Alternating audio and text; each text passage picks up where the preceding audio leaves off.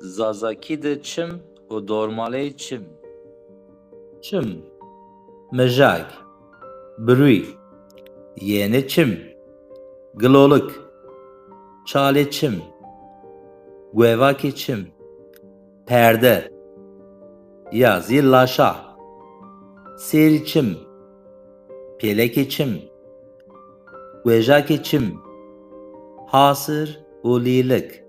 Parts of eye anatomy: eye, eyelash, eyebrow, tear duct, eyeball, eye socket, eye area, conjunctiva, eye membrane, eyelid, eye bags, iris, tear, pupil.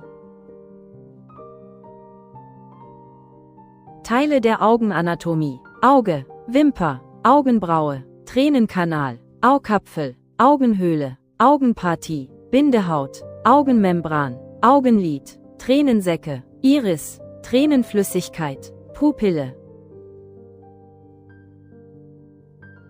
Göz anatomisi ve kısımları: göz, kirpik, kaş, gözyaşı kanalı, göz küresi, göz yuvası veya çukuru, göz bölgesi, konjüktiva veya göz zarı, göz kapağı, göz torbaları, iris, gözyaşı, göz bebeği,